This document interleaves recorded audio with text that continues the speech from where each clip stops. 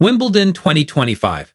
Amanda lays an egg, Halleck steals our hearts, and Jannik makes history. This year's Wimbledon fortnight becomes memorable for several reasons. Some are good reasons, some not so good, and some outright disastrous, all depending on whose POV you're taking. If you're a tennis net cord, this tournament allowed you to bask in the proverbial spotlight for several days. After the ladies' semis between number 1 seed Aryna Sabalenka and 13th seed Amanda Anisimova.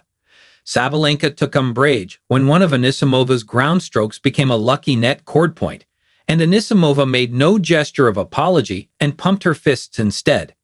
As background, there is something of an unwritten rule in tennis that when a net cord ball works in your favor, you acknowledge how luck was involved in winning that specific point.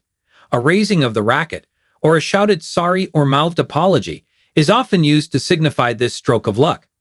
That Sabalenka was visibly irked, was grumbling that Anisimova should apologize, and that this was taken up in the post-match press conference, and even had personages like Martina Navratilova being asked to comment on the incident, all pointed to how controversy seems to follow Sabalenka, that she was upset by Anisimova and would not be facing Iga Swiatek in the ladies' final was overshadowed by this net cord issue.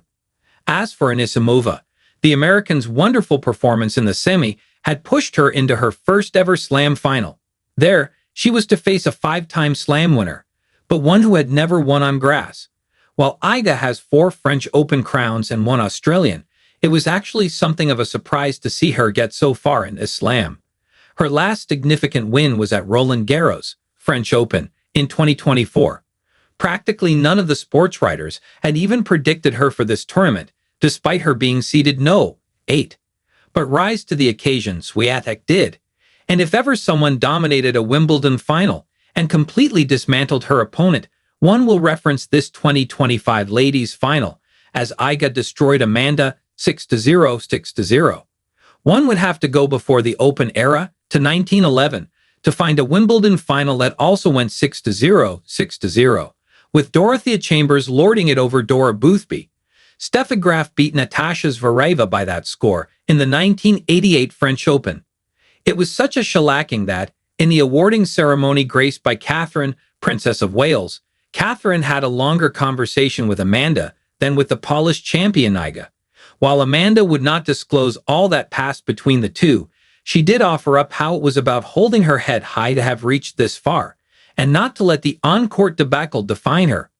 If here in the Philippines, the excitement during the first week of Wimbledon was fever pitch, I can only offer up one name as the reason for such frenzied interest: Alexandra Ila. The 20-year-old had carried the nation on her back the previous weekend by reaching her first UTA final at Eastbourne, one of the warm-up tournaments to Wimbledon. This was even better than her storied run to the semis in Miami earlier in the year. First tennis player from the Philippines to reach a WTA or ATP final. So this was Alex going where no man or woman from the Philippines had ever reached. That she lost in the Eastbourne final to a 19-year-old Australian became a moot point. Her first match on the grass of SW19 was hotly anticipated, and she actually won the first set. Unfortunately, Barbara Krejcikova adjusted her game plan, sweeping the last 2 sets in the match. In doubles, Ila and her partner Liz also got knocked out in the first round. Well, there's the upcoming US Open, August 24 to September 7, where she will be automatically joining the main draw. Hope springs eternal with Alex, and we can't get enough of her. So the metropolis went abuzz to find out that Alex is here in the Philippines for a break, before heading to the USA and Canada for the hard court season. Her first stop will be the National Bank Open in Canada, which kicks off on July 26. Hard court is Alex's surface of choice, as her Miami Open run showed us. Sightings of Alex at the Polo Club, where she practices in the morning on the hard courts, became the rage on social media. I'm just hoping the club can be strict about outside people wandering onto the courts, hoping to get a glimpse of the star athlete, and requesting selfies. These practice sessions of Alex are precious hours spent staying in shape and preparing for the next campaign. There are official meet and greets set up by her sponsors for later in the week. While the Wimbledon interest of the horde of Ila fans may have waned or outright expired upon her exit from the tournament, For the true tennis aficionados, the Sunday men's final between number 1 seed Jannik Sinner and number 2 seed Carlos Alcaraz was the stuff of tennis dreams coming true. Their 2025 French Open final, one of the best matches in tennis history, is still fresh in our minds, so this was one to anticipate with deliberate passion, hoping for even half the drama and shot-making of that French Open contest. So much riding on the outcome. Sinner seeking his 4th Slam title and his first Wimbledon, as his 3 consist of 2 Australians and 1 US Open. For Alcaraz, this is gunning for number 6 Slam title, and just as important, he's going for a Wimbledon three-peat, 3 consecutive years of taking the cup.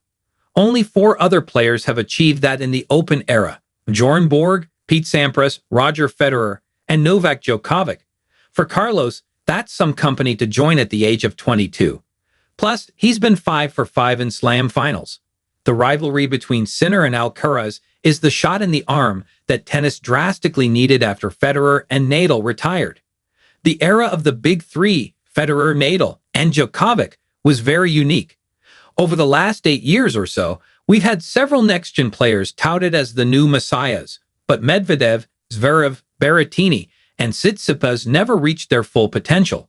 Ruud, Fritz, Rune, they all play great tennis, but they have not racked up Slam titles. It's Sinner and Alcaraz who have walked the talk, and at 23 and 22, already have multiple Slam titles to place on their mantelpiece. It's a head-to-head matchup that fires up the imagination of sports fans, even those who aren't following tennis regularly. And it was Sinner emerging victorious this time out, claiming his first Wimbledon and having the distinction of being the first Italian to raise the cup. Alcaraz took the first set 4-6, but then Sinner reeled off 3 straight sets of 6-4. As in Paris, the exchanges were crisp and tight, and this was London being treated to enthralling tennis. With one more Slam left in the year, we can only hope that Alex Ila finds her form in this year's US Open to progress beyond the first round of a Grand Slam. It's her favorite surface, and our prayers are with her.